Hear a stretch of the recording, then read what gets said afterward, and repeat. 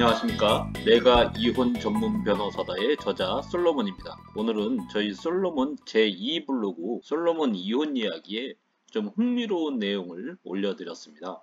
어떤 내용이냐면 배우자 외도 시 이혼은 하지 않더라도 상간자 소송은 반드시 해야 하는 3가지 이유라는 주제로 글을 써드렸는데 해당 글을 간략하게 소개시켜 드리도록 하겠습니다. 배우자가 외도했다고 해서 무조건 이혼을 선택할 수 있는 것도 아니죠. 또 선택하지 말아야 하는 경우도 있습니다. 그것이 경제적인 이유일 수도 있고 가치관에 따른 것일 수도 있고 또 자녀의 미래를 위한 선택일 수도 있죠. 예컨대 배우자가 외도를 했는데 재산 명의가 다 내 명의로 돼 있다. 그러면 이혼을 하면 재산 일부분을 떼줘야 되는데 뭔가 손해보는 느낌이잖아요. 그런 경우에는 이혼을 결심하기가 쉽지 않죠. 혹은 배우자가 돈을 잘 버는 사업가예요. 아니면 전문직이어서 이혼을 하게 되면 나에게 손해가 될 뿐만 아니라 외도한 배우자가 이혼 후 상간자와 재혼한다. 그러면 결국은 외도한 배우자와 상간자에게만 좋은 일을 시키는 격이 되죠. 그런 경우에도 이혼을 결심하기가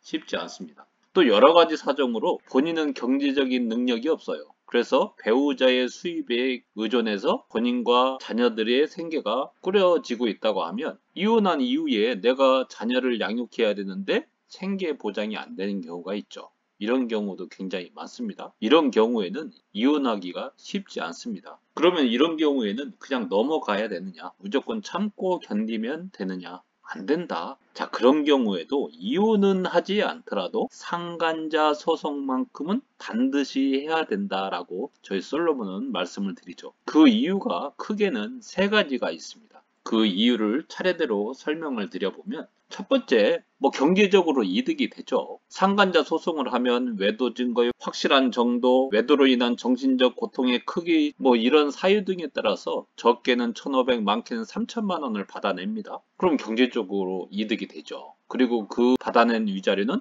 내 특유재산이 됩니다. 그렇기 때문에 그 특유재산은 재산분할 대상이 되지 않죠. 재산분할 대상이 되는 경우에도 유리하게 작용을 합니다. 재산분할할 때. 추후에 이혼하게 되더라도 유리하게 작용이 된다. 그런데 외도 증거 확보를 위해서 흥신소 비용으로 700만 원, 변호사 비용으로 500만 원을 썼다. 그래도 위자료 액수가 좀 높기 때문에 경제적으로 이득이 되고 또 추후에 이혼하는 경우에도 변호사 비용, 흥신소 비용 쓴 것은 재산 분할할 때 참작이 되지 않아요. 하지만 받아낸 위자료는 아까 말씀드린 것처럼 특유 재산에 해당돼서 재산 분할 대상이 되지 않거나 되더라도 유리하게 작용한다. 라는 점입니다. 그래서 첫 번째 이유는 여러 가지 면에서 경제적으로 이득이 된다라는 겁니다. 자, 그럼 두 번째 이유는 뭐냐? 두 번째 이유는 상간자 소송을 해서 판결문을 받아두게 되면 외도한 배우자를 그야말로 유책 배우자라는 낙인을 찍어버리는 효과가 있는 겁니다. 그리고 그 낙인의 효과는 거의 평생 간다고 생각하시면 됩니다. 배우자가 유책 배우자가 되어버리면 어떻게 됩니까? 우리 판례가 유책주의를 채택하고 있기 때문에 외도한 배우자가 이혼 청구를 한다? 그래도 기각이 되죠. 따라서 내 승낙이 있지 않은 한은 외도한 배우자는 영원히 이혼할 수 없게 된다. 라는 겁니다. 실제로 실무적으로도 일단 상간자 소송을 해서 받아둔 판결문이 있다? 그러면 그 외도한 배우자가 청구한 이혼 청구는 특별한 사유가 있지 않은 한 기각 판결을 내리고 있죠. 그렇기 때문에 상간자 소송을 해서 일단 승소 판결을 받아두면 외도한 배우자의 이혼 의지가 자연스럽게 꺾이게 됩니다. 실제로 이혼하겠다고 변호사 사무실에 내방했는데 과거에 외도를 해서 상대방 배우자가 상간자 판결을 가지고 있다라고 진술을 하면 이혼 전문 변호사님들은 누구나 자연스럽게 이혼이 어려운 사안이라고 상담하기 마련이죠. 대부분 그럴 겁니다. 그렇게 되면 외도한 배우자가 이혼하겠다는 의사를 접게 되겠죠. 그러면 다시 가정으로 돌아갈 가능성이 그만큼 높아진다라는 겁니다. 그래서 정리를 하면 두 번째 이유는 상간자 소송을 해서 판결문을 받아두면 외도한 배우자를 그야말로 유책 배우자로 낙인을 찍어버리는 그런 효과가 있다라는 겁니다. 자, 그럼 세 번째 상간자 소송의 효과는 무엇이냐? 그것은 상간자 소송을 해서 판결문을 받아두게 되면 외도 증거를 그야말로 박제를 해놓는 그런 효과가 있다라는 겁니다.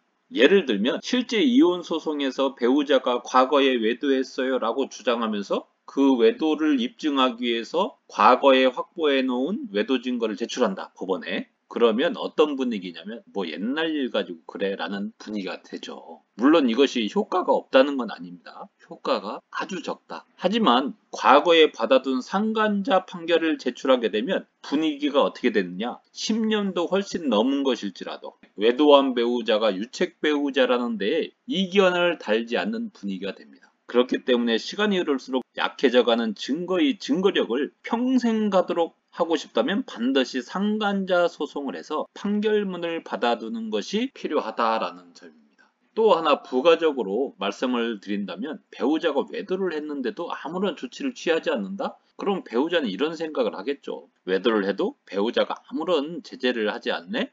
그러면 다시 외도를 해도 똑같겠지, 괜찮겠지 라는 생각을 은연중에 하게 되죠.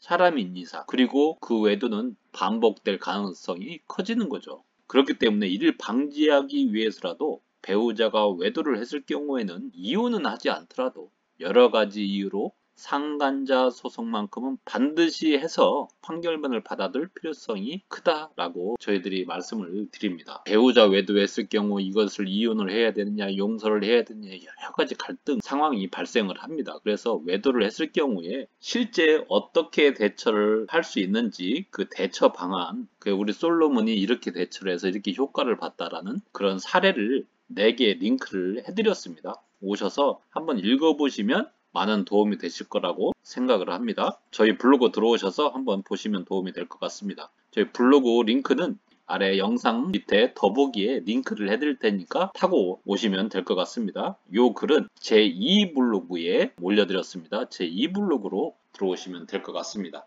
자, 그러면 다음 시간에도 또 여러분들에게 유익한 정보, 도움이 되는 정보를 가지고 또 찾아뵙도록 하겠습니다. 감사합니다.